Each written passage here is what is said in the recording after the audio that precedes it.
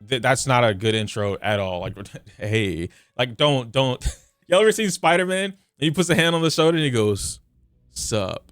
Yeah. Anyway, so we're talking about Zenless Zone Zero, Zenless Zone Zero. Okay. Now I've been gone for a little bit of time. Now you guys have seen a couple videos here and there on the channel, but for the most part, I haven't really like seriously logged into Zenless. And no, this is not an I quit Zenless video, but I do want to talk about where I feel like Zenless is and kind of some of the issues with it, which I don't think I'm the only one that feels this way. Some of you guys might have also seen this when Arknights came out, right? I remember actually having a conversation with R2 about this. Was it R2 or was it with Lynn? I think I was talking to Lynn. Lynn was making guides on Arknights, and like that was fine. You know what I mean? Like a lot of us were pretty excited about Arknights because of like the new type of gameplay that it could have brought to the table. And unfortunately for me, I feel like Arknights really just let me down. Does that mean I won't play it? No. Well, when I say no, I mean like I'm not actively playing it. I'm not looking to play it at this current moment in time. I thought maybe the Tang girl and Rossi, I think is her name, or Rossi, they look really cool, especially the Red Riding Hood. I really like that character. She looks awesome. There's absolutely nothing for me to do in the game with that character. And I think that's a problem over the grand scheme of things when it comes to the gacha games as a whole. We've now entered the ballpark where there's too many gachas. Before there were too many gachas, but now we really have entered the ballpark where there are absolutely way too many gacha games. Gacha games are coming out and they're dying within 60 days after launch. It should not be normal where gacha games are releasing and within 3 months their interest goes from peak to the lowest point it'll ever be in its life from whatever, and then keep getting obviously it can't be that, it just goes low. Okay, lowest point, and then it keeps going lower and lower and lower. It just should not get to that point. And so you guys know a lot of the things that I do is I always bring up, I won't say the facts because that's a little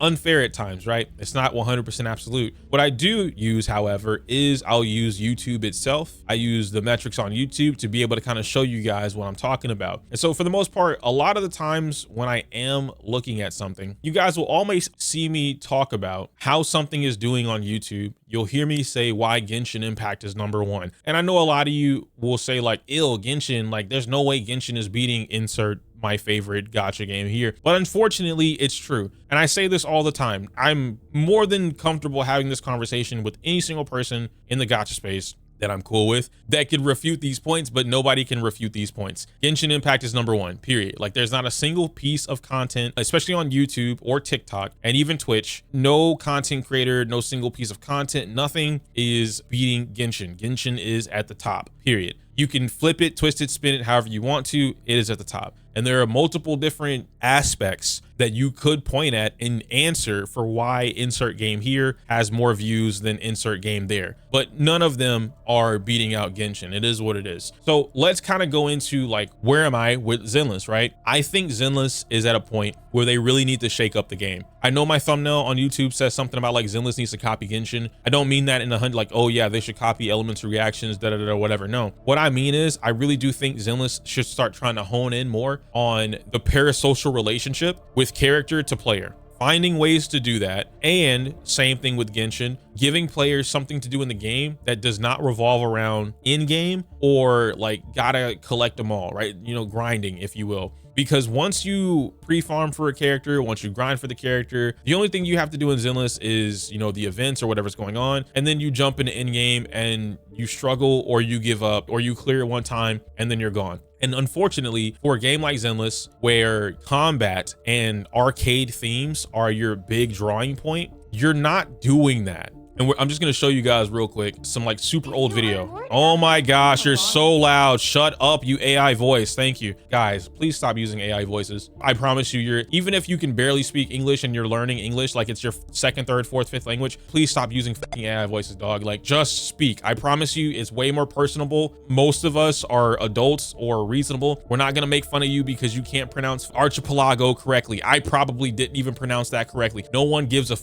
We just don't want to hear AI voices, right? So anyway, getting into what I want to show you guys. Okay, now I do need the light though. So no more mood, no more mood lighting. So in Zenless, we have this thing in the arcade, right? A lot of you guys know this. Some of you guys don't because nobody goes to the arcade anymore unless you really just want to be in the arcade. The arcade is easily one of, if not the best things Zenless Zone Zero could do in order to like really make or bring people into the game so that they can play whatever is in there, right? Now, I've given multiple examples of what Zenless Zone Zero could do, and with the connections that they do have, confirmed, by the way. What are you talking about? So for the most part right now, the games that we have in arcade, Snake Duel, Soul Hound 3, what can Zenless Zone Zero do inside of this, though, that would make that, you know, good? And that was a cook. Bizarre Brigade was fucking fantastic. And then they stopped updating it. They just stopped. And Bizarre, if I'm not mistaken, Bizarre has co-op. So it's like you have this element of things that you could bring to the game that would absolutely help the retention without making people feel like they have to play in game or whatever's going on. But let's talk about some things, right? In the arcade and with the connections that Zenless Zone Zero has, let's just kind of point at Capcom, because again, that's a very good connection with what's going on. We have Mega Man Battle Network, which is a great game, by the way. You should definitely pick it up if you can. You could easily just throw in Zenless's own version of Mega Man, right? I'm gonna play this with no music just so that I don't get freaking copyrighted or whatever, because I don't want anything like hovering over. But we just got Star Force released. You could put any of the Mega Man games inside of the arcade. You could put in Mega Man 1 through 8. You could put in Mega Man X through 1 through 9. You could put in Battle Network. You could put in Star Force. You could put in any Mega Man game you can think of, and you could put in, literally, they could take, because the game is powerful enough to run it, you could literally throw Legends into the game and it would run, because it'll do that, right? Zenless is powerful enough to do that. You could put any Mega Man game in there and it fits. It fits the world, it fits the theme. It's something that all of the in-game characters would play. It helps you build more of a parasocial relationship between like who likes the game versus who doesn't like the game. You can go on little things, whatever. We keep getting the dating thing for the theater. The theater comes back. Now, how do you improve the theater? Which I think the theater is already good, but it's not something that's currently like in the game all the time. How do you improve the theater? Well, thankfully, we have these things called taking stuff from other places. Persona 5, right, has a whole movie date thing going on. Obviously, this is where Zenless got that from, or a concept, if you will. And all you have to do is turn it into more of the parasocial stuff. How do you do that? Persona 5 already gives you the groundwork for that. Make it so that you can actually build up with these characters and give them their own dialogue. It doesn't always have to be voiced. If I'm not mistaken, I don't remember which Persona does it, but they only voice the last couple interactions that you have. And these interactions turn into like the, you know, hey, do you want to be my best friend, or do you want to be my girlfriend? I love you, da da da da, whatever, right? Or I can't go on without you. I can't imagine like a life without you as my best friend, whatever, right? Just building that stuff up. Make it so that Hangouts actually matter, because right now Hangouts just kind of feel like they're secondary, like it doesn't really do anything compared to when the Hangouts were before, little tidbits of information about the character, blah, blah, blah, blah, blah, right? Cool beans. Then you get into, which I'm still gonna like, bro, we were so close. We were so close, bro. Bring this back and make it permanent. This should have been permanent. I said this the moment they announced it and the moment we actually got it. This should have been a permanent event, period. Not even an event. Co-op is coming back is confirmed. It's fine if it's confirmed. It should stay there. It should not be an event. Because here's the thing, right? Hollow Zero, period, for Zenless is untapped potential. Not only is the co-op a huge thing that they could be pushing for, but you also have the actual like Hollow Zero itself. We're just gonna go over here. Hollow Zero is complete untapped potential. This is basically Zenless's rogue something feature. I always get rogue light and rogue like confused because they mean two different things, even though they're in the same realm of gaming. So with Hollow Zero, you're able to explore the world and do whatever, right? Go through, run through, whatever. The co-op event gave us a little taste of the open world that we had with season 2, right? Season 2 got here, and then we were able to see a little bit of what was going on, right? With going through trajectories, running through the map, all that kind of stuff. And so the co-op event for Hollow Zero was able to combine that. They didn't do it the best, but it was still something that was like really fun to do. And so now you kind of go through and do the same thing, right? But just all through Hollow Zero, and you push it across the board. There is so much that Zenless could do from a game perspective. And this is why I say they need to copy Genshin, or like start copying Genshin, do whatever, do something, because at this point, they're not pushing the game to its fullest potential. So these are all the things that they could change from a game level. Now we talk about the things that are actually a problem. I don't feel like going to look for it. I really don't, but I know it exists. I know you guys know it exists. There's no reason we should be up in the HP anymore. I don't care that we got Ye Guang. I don't care that we have Nangong. I don't care that we have Arya, which Arya isn't even like a catalyst or a reason for things to get increased anyway. I don't care if Miyabi players are still cracked out of their mind. I don't care if Yadhari is doing whatever. I don't care if Ishwin is still doing whatever the she wants. There's absolutely zero reason the developers should still be pushing up HP for anything in the game. It's so far beyond irrelevant that you can't excuse it. And so I don't want to bring this into like the whole HP inflation thing, whatever, like the whole like argument. That's not the point, right? I don't hate HP inflation. I think they're just out of control. If you want to do HP inflation, that's fine. Have reasons for that. Back then, when we first discovered, or not discovered, but started talking about HP inflation, it made sense. Miyabi was still destroying bosses. We were still M0 killing like for free. Casual players were scoring 50K for free. Free-to-play players were scoring 45 to 50K for free. Like, yeah, sure, up the HP, do whatever you got to do to balance out the actual difficulty to score range. That's fine. I'm not against that. We're now at a point where in-game is difficult, whether that be because you need power, because you need skill, or because the shield is like pushing a certain type of archetype or team type, damage type, whatever. They've gotten to a point now where they can just stop. They can quite literally just stop. We have good mechanics. We have bosses that are pissing players off. We have bosses that are making players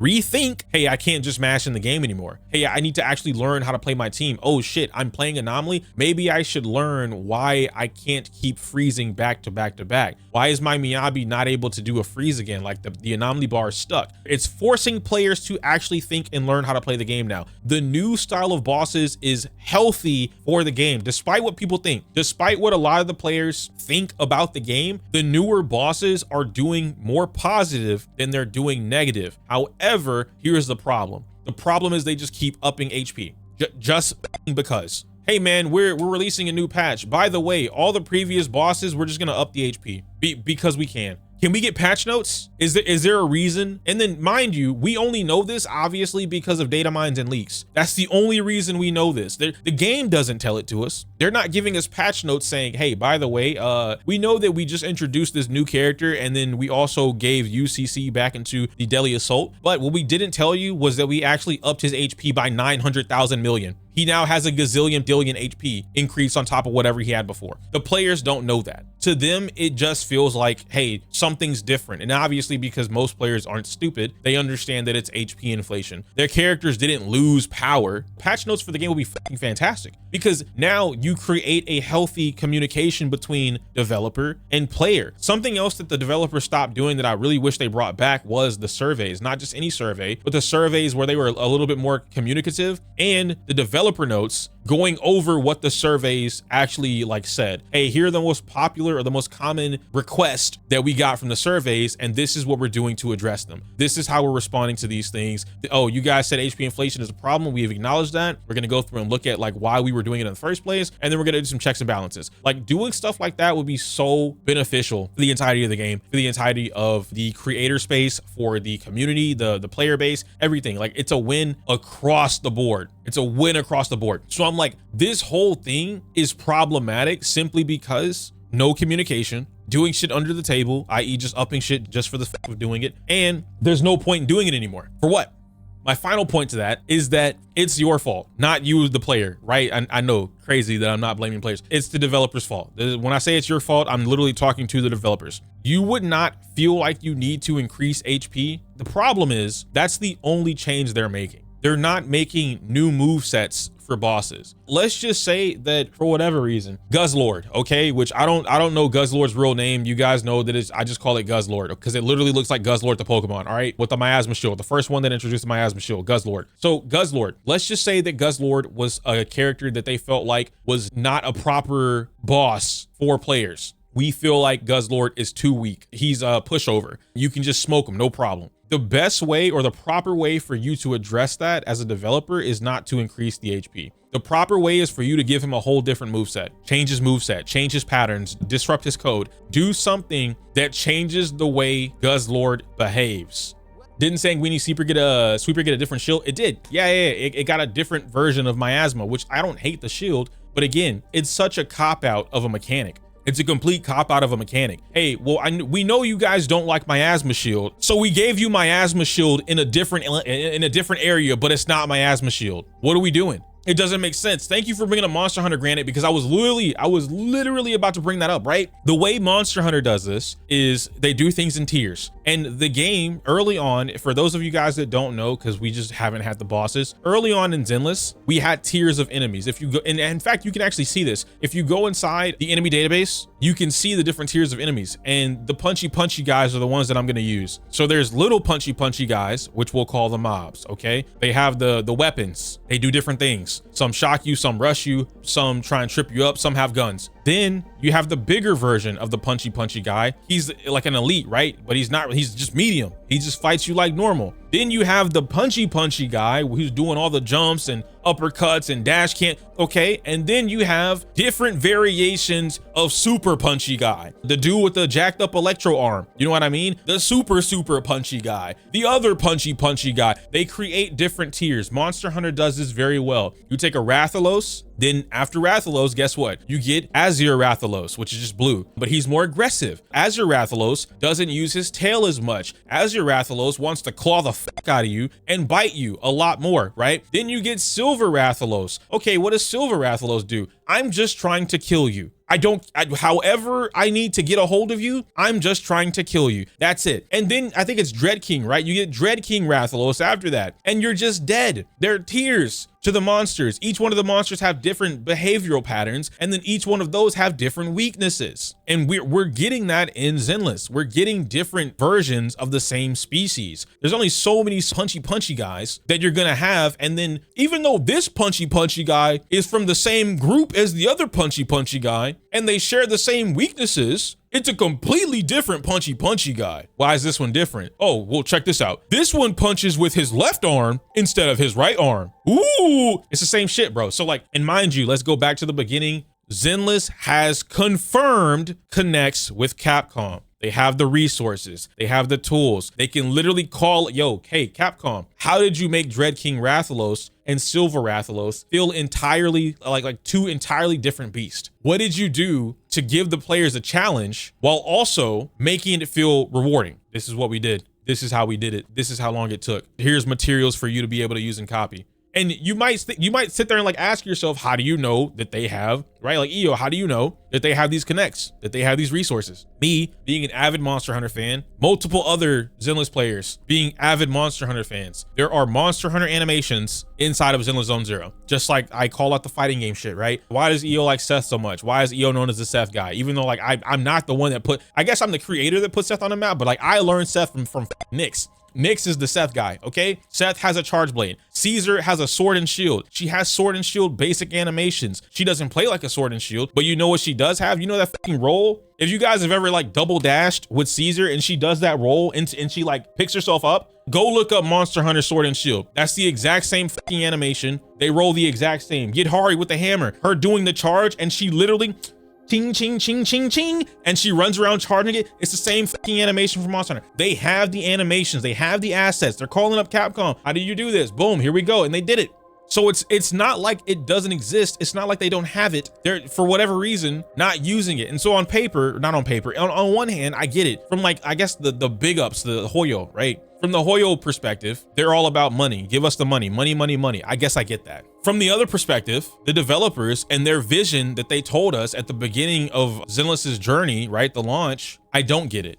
And yeah, George, exactly. We have people complaining about having to learn mechanics, but I do blame them 101%. I do blame the player for not learning the mechanics or wanting to learn those. But I will say, to their credit, if I were in the position that some of them are, where even if I learn the mechanics, I still have to deal with next patch, they're gonna up the HP anyway. Next patch, the team that you've been using since month 2 is getting less and less score. There's only so much skill you can make up for, you know what I mean? So I get it. From that perspective, I totally get it. And I understand their frustrations. I'm not gonna hold them on that. Like if somebody came to me and they were like, yo, bro, I'm at the very last straw with my Ellen. You know, there's only so many more Dylens I can pull to make my Ellen stronger. There's only so many more M0 Miabis releasing that completely outclass my Ellen. I get it, I do. This obviously doesn't apply to every player and this does not apply to every character, but I understand from that perspective. And again, the HP inflating, stop.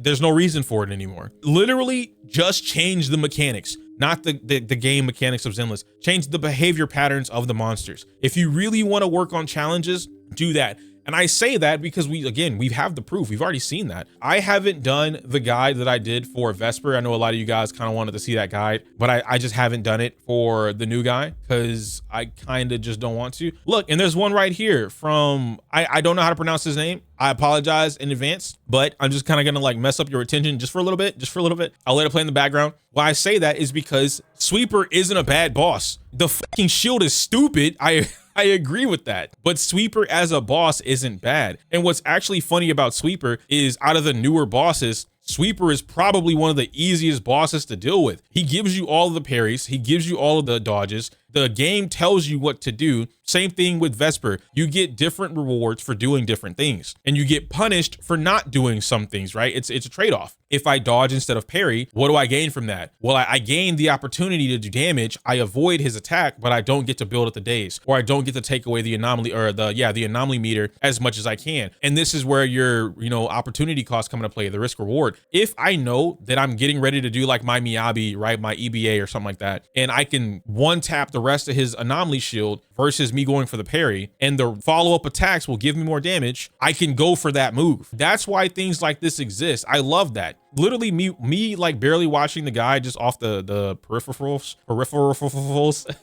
This already looks like a good guy. It looks very similar to the guides that I would put out. Not to mention the control skill pattern was also easy to read and learn and understand. Exactly. They are making good bosses. The bosses lately are not bad. And that's why I say, like, even though a lot of my peers don't like these new bosses, I've already summed it up as not all players and not all of my peers. A lot of people just want a punching bag. You literally just don't want the boss to move. We like Pompey because Pompey's cool as shit. But notice what we've all been doing once Lin put out that video. Now, I learned it from the JP players, and then Lin perfected it. Like, Lin figured out this is why you do whatever. He figured out turn that motherfucker around, make him face the middle stage, but push his ass against the wall. When we were doing Arya stuff, me, Mo, and Lin's editor, I guess he edits for Kate too, but whatever. Anyway, point being is that we were all doing that, right? We figured out new things with Pompey. This motherfucker called it microwaving. To microwave pop, okay? Where you basically, during the middle of Pompey being stunned, you force the model itself, you force the model to turn around, even though he's not moving. It's really weird, but it works. I bring and I say all of that to get into the point. Once we learned how to control whether or not Pompey goes into the motorcycle phase, Pompey became another punching bag. The fight with Pompey isn't a fight anymore. It's how do I keep you from doing motorcycle long enough that I can kill you and rack up my points, right? My 65K. That's it. That's literally all it is. Every single boss is trying to figure out how do we stop you from doing that. So I guess to round everything out, right? Yeah, I'm gonna have to come back and watch this guide. This guide actually, yo, Dushka, I think you might have done a really good job. I'm gonna link this for anybody that wants to see it like on their own time. I don't think you guys are struggling with Sweeper anymore, but I'm gonna put it over here in chat. Then we come over here to the round table, the actual round table. This whole thing isn't a marketing strategy. Can it be used? Is it being used to market the game? Sure. Absolutely. So let me not say that it's not a marketing strategy, but it's not just a marketing strategy. I'll go on to explain why this isn't the case. They had to come and do this. They had to come and meet with them. They had to reach out and figure this stuff out. Mind you, no one else is doing this. You don't see any other videos of people getting together and doing this, because even if they did do it behind the scenes, we would never know it. At this time, this is Zenless's like birth, okay? This is the launch of the game. This is when the developers had 100% of my trust. You couldn't tell me shit. They could tell me that they planned on dropping a bomb from the sky and I would believe them, because they are young developers. The developer team at this time for Zenless Zone Zero was the only team under the Hoyoverse house that was not 100% controlled by Hoyoverse. Let me explain. Typically, under the house, right, in any art house, if you're doing like a mangaka or you're a mangaka or you're training to be one, you're doing any type of news reporting, you're doing any type of article writing or like game reporting, right, things like that. Anything that you do, fashion, okay, anything that you're under is usually called a house or something like that, synonymously. You're liable to whatever the the house says, okay? If Top Dog says he don't want you covering anything except blue colored clothes, that's all you can cover. You better not show up with no red colored clothes, right? When I say that the other games are strictly Hoyoverse, like whatever Hoyo says is how it goes. That's how they are. The monetization, the decisions behind the monetization, the decisions behind the game, the final say-so of the game, who does what, whether or not we want this buff or this character to have this type of kit, all of that stuff happens. The Zenless team at this time were the only team on record that did multiple things that no other Hoyoverse game was allowed to do after Genshin Impact. They had public interviews by themselves, just the developers, no Dway, no Hoyo team above them, just the developers. They were able to freely talk about the game and their plans and what they've already had, what they've already done, how they've changed from CBT 2, 3, and then going into the full launch of the game. We got the roundtable, which you can also see this if you go and watch the roundtable yourself. You can also see in the roundtable, they go on to explain a lot of the decisions that the house, Hoyoverse, wanted were purely for monetization, and the developers flat out said no. They actively didn't do what the house wanted, and they were allowed to. They got away with it. And so if you come through and you actually sit down and you watch the roundtable with Zenless and Street Fighter developers, you can see the passion, you can see their conversations, you can see like they're having a genuine conversation back and forth of like, this is what I used to do as a kid, this is what I play right now, i.e. Street Fighter, this is what I like, and this is what I kind of want to implement into my game. And you go on and you see, there's even a part, let me see if I can find it here. There's a part somewhere in here, right, where they're showing off the Soldier 11, the button inputs, and talking about the different teams and combinations, like how they wanted the game to feel. And they directly reference Street Fighter. And they said they had to reach out to developers to ask them, like, how did you create such a game where like a new player feels like they can just mash buttons, but they're encouraged to learn. And that's how they ended up developing Soldier 11 and why she does what she does, or did what she did at the time of releasing the game. This wasn't a marketing strategy. I mean, it was, again, but it wasn't just a marketing strategy. Like, this is real. I tried to get so many people, if they cared about Zenless, or at the very least, if people wanted to critique Zenless and talk about why Zenless was going to fail or succeed, I tried to get them to watch this video. This one video at the time of Zenless's launch answered and rebuked anything that you could have critiqued or argued about except the TV system. That was it. Moving through the rest of it, we just kind of get to a point overall. I don't want to say they've lost their identity because I don't really think that's the case. I think they're just bullshitting. While Zenless is gaining new players, they're going to lose the wrong players. And so you might be like, what do you mean by that? When I say they're going to lose the wrong players, I mean the ones that are doing the work for your game in the community. Put it this way. How many of you would be able to discover things on your own in the game? And when I say discover things, I don't mean like, oh, cool, I can quick swap. I mean what we just talked about with Lin, being able to force, right, the mic. Well, Lin wasn't the one that discovered the microwave thing, but like new tech, right? The microwave thing with Pompey, being able to figure out that you can actually control Pompey's motorcycle phase, cancel it or not cancel it. The thing that I showed you guys with Yuzuha, I was the first one to put that tech out there with the umbrella. It shuts down everything in the game. No one thought, like, if you go back and watch anyone else's guides on Yuzuha, the early access stuff, all of them just like breezed over her umbrella. Like, oh yeah, you know, she has her built-in parry, whatever. I'm the only one at that time that showed you guys this is the most broken defensive tool in the game. And now look at what people are doing. People are using her umbrella to completely cancel out Marionette clone phase. Something that was never possible before. I've shown you guys with Seth, full charge EX skill completely shuts down. It interrupts 90% of enemies and their actions in the game. So I asked that question, how many of you would be able to discover that type of tech on your own across the board? The follow-up question to that is because I say Lin has already announced that he's pretty fed up with the game. He's not happy with the decisions. ALG's been talking about this for, I think, the last year now. Me and Soul are probably in the same boat. We're just kind of bored. I think Kate's in the same boat, excited for characters, but overall just kind of bored. When I say you're gonna lose the wrong type of player, I mean you're losing the player that's doing the nitty-gritty work, the one that's making your overly worded character descriptions. They're breaking them down into easy to understand simple guides or simple text or explanations. You're gonna lose those players. You're gonna lose the player that's spending days, hours, weeks grinding against something so that they can put that information out there on the internet and then help other players discover and learn like whatever's going on.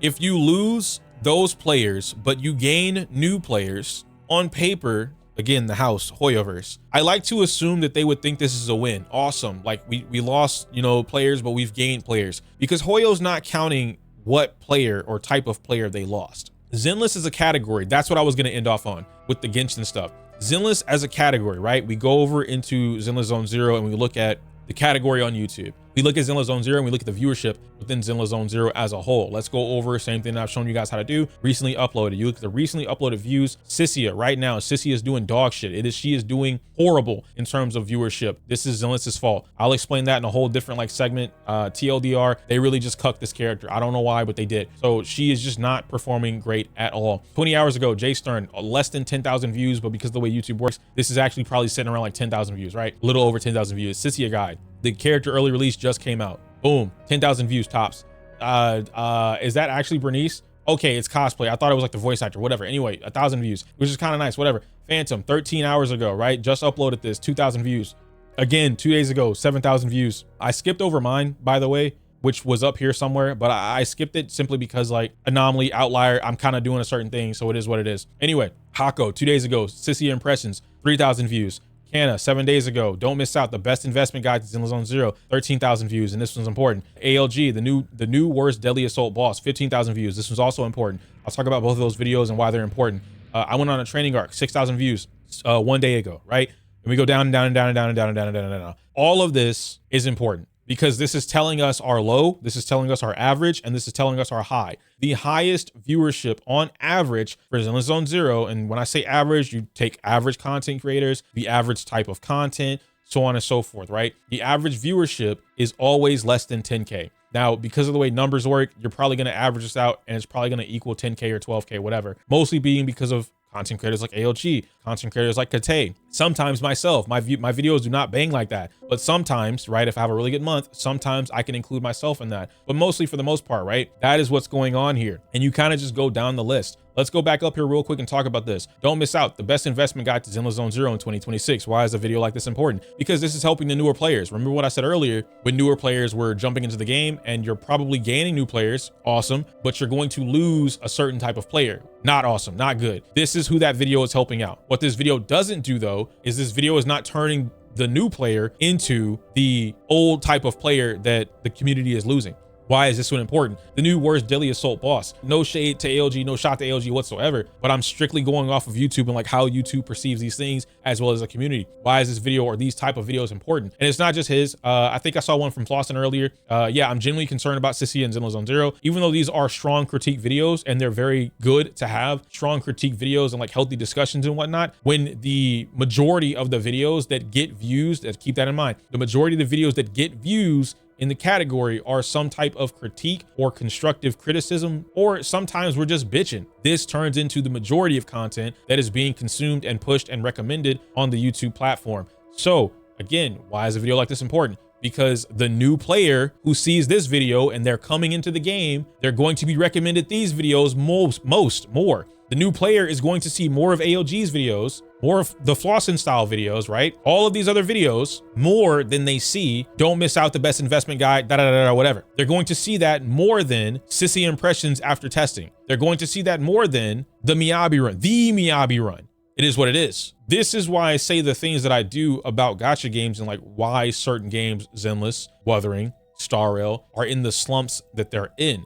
Nothing's being taken care of, both from the community perspective and from the developer perspective. There's a video that I released on my channel a long time ago. I say a long time ago, it was like 4 or 5 months ago, going over the faults of the community and like why, if it went unchecked, which now we are currently in the unchecked territory, right? We're in the cusp of the unchecked territory. I made a video a while ago that I went over and a lot of the community understood it. A lot of the community did not like that I was blaming the community for the game's faults, but they weren't the game's faults. This is why when I talk to you guys about content, it's easy for me to talk to you about content if you're more receptive to receiving information and then having a conversation. It's hard to talk about content when you're not receptive to information and you go off of your feelings and opinions, and then you tell somebody else that has the knowledge that they're wrong because you feel like they're wrong versus you know they're wrong, right? Why is the community at fault? When you don't feed the type of content that will help the community grow in a more positive light, and positive does not mean overshilling, by the way. Positive light, it's a healthy combination of this thing could be a problem,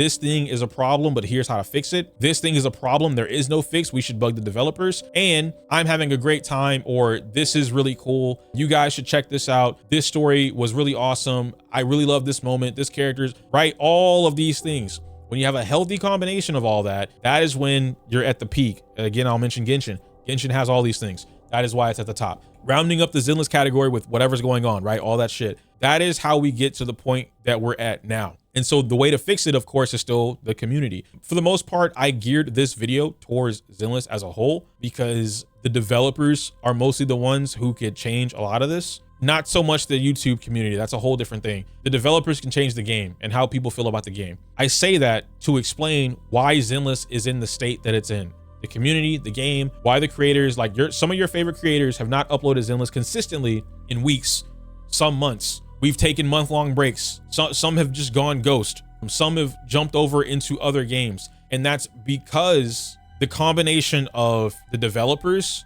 and how they're treating whatever, as well as the community doing whatever's going on. And this could be broken down into other things as well, where you get into a point where it's like, hey, I'm tired of, like, for instance, me, right? Sol and I had this conversation the other day. Ren and I had this conversation last night, but about a different, like, you know, genre or whatever. We're tired of not the meta discussions. We're tired of the complaints about the meta. It's getting to a point now where we're complaining just to complain. And the complaints turn into arguments, but they don't have to be arguments. And then it's even worse in the case of like someone for me, for example, where I'll do the work to help you guys, not y'all in particular, but just like I'll help, I'll put out information, I'll put out guides, I'll put out research. And it's more people that do this as well within like the creator space. We'll help players so that they don't have to deal with the issues that they're complaining about. And instead of taking like the small amount of time to learn it or to watch it or to share it, they proceed to complain anyway. This is devastating to creators, both on a mental level and for their channel.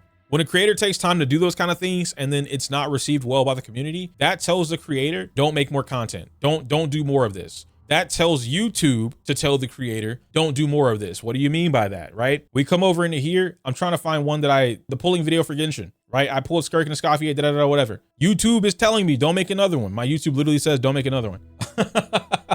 Don't make another one. That tells me, okay, great, you guys don't want it. But one that was more important to me, one that everybody was asking for, and one that a large majority of the community needed. They were bitching about it. The Vesper Guide. You can see it down here in the bottom right. The Vesper Guide was one of my passion projects that I really enjoyed doing. So I'm not upset that I made the video. I'm definitely not upset that I made the written guide. I think it's really good. I think this is easily the best boss guide on YouTube within the Zenless space, or at least the EN Zenless space, period. I put a lot of work into it. Community did not seem to think so. Less than 10,000 views, not 20,000, not 30,000, right? So what does that tell me as a creator? Oh, you guys don't like boss guides. You guys don't want the boss guide. I won't make another one. The amount of time that I put into learning the boss, not for me, for y'all, cataloging all the moves, writing down what they do, doing checks and balances to figure out how to stop it, how to counter it if you can counter it, how to punish it, all of that stuff, days to a week of time, right? When you don't get the views to match that, you don't want to do it anymore. Stop, don't do it. It's literally a waste of your time. There's always two types of people, two types of creators. There's the smaller creator that's gonna tell you to do it anyway. Well, if you're really passionate about it, you should do it anyway because the views shouldn't matter. Stop. You haven't crossed the threshold of giving a fuck about YouTube yet. Stop. Second type of creator is the type of creator who's already at the top. They've already made it. They're getting their bag. They don't have to worry about views. They get 27 sponsors a month. They don't give a fuck. They're going to tell you to make it anyway. If you're an aspiring creator, don't listen to these two types of creators. Obviously, take these things with a grain of salt. Shit, don't listen to me if you don't want to. But when your goal is to grow on YouTube, views are extremely important. The final thing that I'll say here, which like this is just kind of like off the cuff, ending it, whatever, but it's only because you brought it up. When you hear creators or someone say they're bored with Zenless, like everything that I just listed is the reason why. And as I'm going through that in the back of my head, it's quite literally everything. Everything that I listed is the reason for it. It's not the enemy design. It's the stupid enemy decisions. The characters, right? Like I get it. Some of you guys really like Ye Shun Wang. I like her as a character in the story. I think Ye Shun Wang was one of the worst things they could have done for the game. But they think differently, right? The developers think differently. And the sales probably tell them differently. The sales are like, shit, bro, Ye Shun Wang sold out banners, so we're gonna make another one. That's probably what it told them. but it's like, she's not healthy. And this is actually, funnily enough, right? Because somebody might ask, like, why do you think that a character that's incredibly good for free-to-play players, or like just new players in general, why would a character like YSG not be good? Creating a character like YSG is a direct line to them upping the fuck out of the HP. When you ask, why do they keep upping HP? Why is HP inflation still happening? Why are they making bosses, whatever? Because they made YSG. That's the bottom line question. The literal direct answer, because they made YSG. And that's it. They created a character to not replace, but power creep Miyabi, which was already a huge threat as it is. So in order to do that, they had to make YSG a character so strong that I can pick up my keyboard, mash my face across the keys, and clear in-game. That's how strong that character is. The last few supports have all found a way to support Yeshun Wang and bump up her damage even more. Vertical investment in this character makes her so that you don't even need a team. And we're gonna sit here and ask why they keep upping HP by 9 million, 90,000, 900 million, because they gave us YSG. Like inadvertently, when the community keeps asking for, well, Miyabi's never really been that powerful anyway. And I don't understand why so many fucking Miyabi mains are just like holding on to Miyabi being so strong. She's not even that good, bro. Like ice has been nerfed. You can't freeze anything in the game. And like no one even runs 4-piece Branton Blade Anomaly Math 3 Miyabi. Like no one does that, bro. Now we got YSG and Aria. Smell you later.